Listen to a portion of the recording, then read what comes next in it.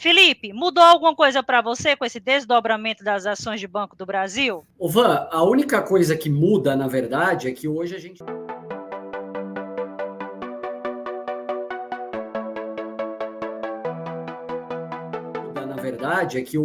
tem muito mais ações em circulação no mercado, né? O Banco do Brasil, ele tinha algo próximo de 3 bilhões de ações emitidas.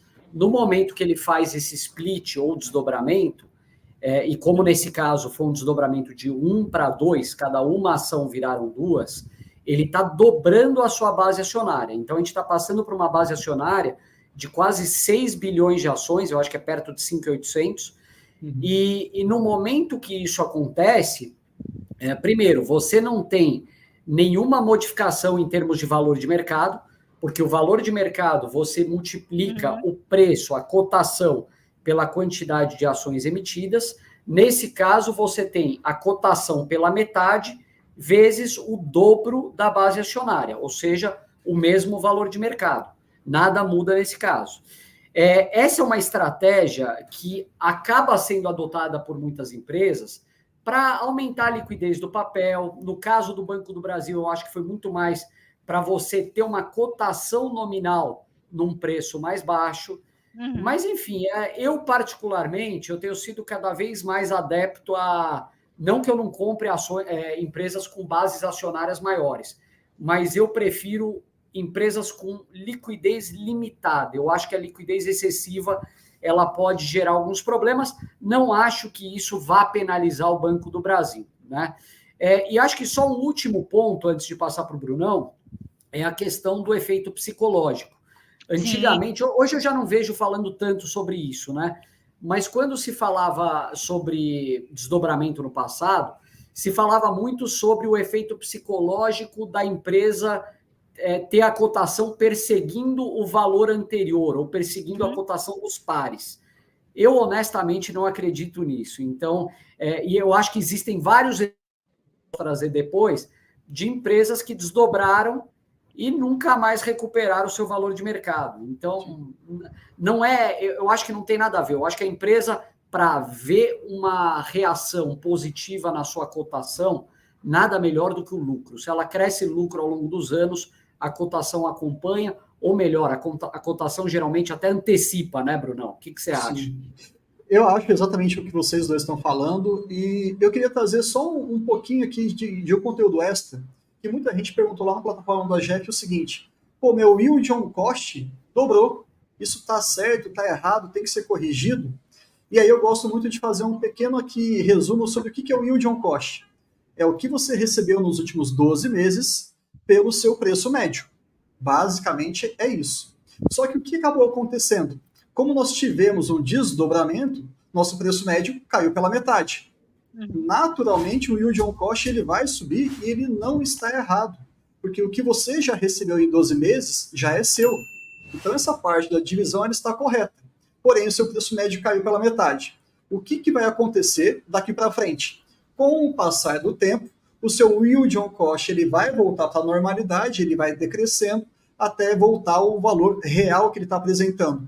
Isso muda alguma coisa na estratégia? Não, é apenas uma pequena distorção matemática. Você continua sendo remunerado da mesma maneira antes do desdobramento.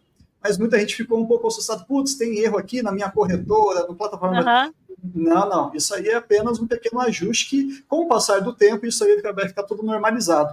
Mas eu vou ser muito sincero, dá um gostinho muito bacana você ver uma quantidade maior de ações na carteira. Eu fiquei feliz, pelo menos. Sei que é psicológico, mas investir também é psicologia, né? Então, eu fiquei tranquilo. Assim, poxa, Pode falar. Não, falando, né, que você disse que ficou confortável, eu vou mentir para vocês, não. Eu olhando na tela, R$27, eu sei que é meramente psicológico. Achou uma pechincha.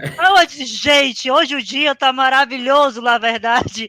Então, na verdade, o preço a gente olhando ali, e tem nessa questão comportamental mesmo, né? A gente tem a impressão que a gente olha assim, gente, mas ontem eu estava falando quase R$60, agora está 27. Então, ainda mais com o payout que eles anunciaram, que foi de 40 para 45, foi, Bruno, se eu não me recordo? Isso mesmo. Não foi? e teve todo aquele histórico que eles já definiram, tudo bonitinho esse ano, para mim ficou uma delícia. Então eu fico entusiasmada, apesar de que sei de todas essas nuances que a gente está comentando aqui, a questão mais comportamental. Já tem gente, Bruno e Felipe, né, que já estava preocupada com a declaração do imposto de renda do próximo ano, como é que vai ficar o preço médio. Gente, calma, declara pelo menos a do ano passado, que vai ser declarada esse ano, e se preocupa com essa história do preço médio ponderado, não sei o quê, para o próximo ano, que aí tudo vai se ajustar, como até o Bruno aqui já comentou também, tá? Menos ansiedade. Ô Van, você falou de preço médio e o Bruno falou de yield on cost. Para mim, Sim. essas são duas métricas que não servem para absolutamente nada. Na verdade, o preço médio serve para você informar a Receita Federal, acho que é a única função.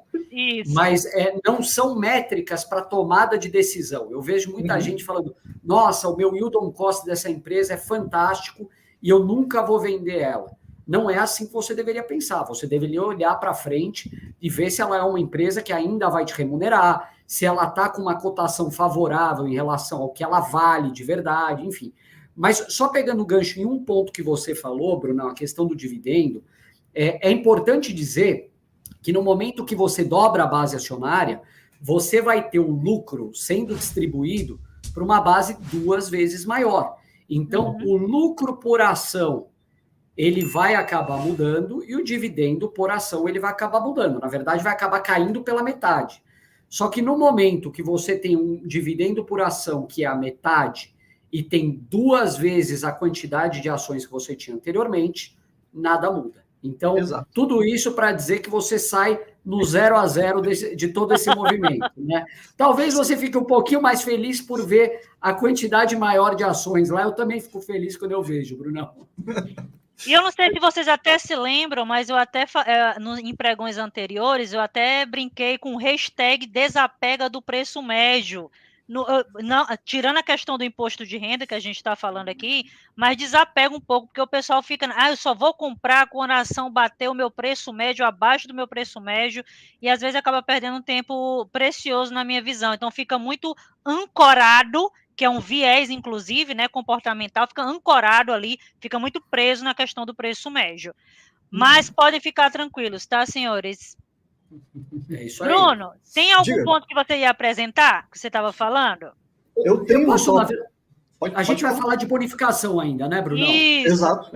Eu só queria falar de desdobramento, eu queria perguntar para vocês o que vocês têm visto de outras empresas fazendo? Vocês se recordam de alguma que recentemente desdobrou? Eu vi uma pergunta aqui no chat. Magazine Luiza? Não, Magazine, acho que grupou, né? Não foi? Grupou, não foi? Foi grupou, né? Que eu me lembre, a SLC foi uma recente. Foi. A Ferbasa foi outra. E que eu me lembro um pouquinho mais para trás, eu me lembro da Cosan, do Grupo Ultra, que mais? BTG, B3, FESA, Ferbasa, isso mesmo. Que eu me lembro são essas, assim, mas esse ano particular, ou nos últimos meses, eu me lembro de SLC e Ferbasa, não me lembro de mais nenhuma, não. Sim. Acho que também teve, se eu não me engano, de Kepler Weber, se eu não me engano, no ano passado também teve. Mas qual que seria o ponto sobre os desdobramentos, Felipe? Que elas não voltaram ao preço, pelo que eu entendi, original do que era antes. Nem todas, né? Nem todas. Mas assim, quando a gente olha, por exemplo, uma que eu me lembro muito bem foi a Cosan. A Cosan ela fez a Transmissão Paulista foi outra que fez uns anos atrás. A Cosan ela tinha um preço ali perto de R$100 ou 90 e poucos reais, desdobrou de 1 para 4.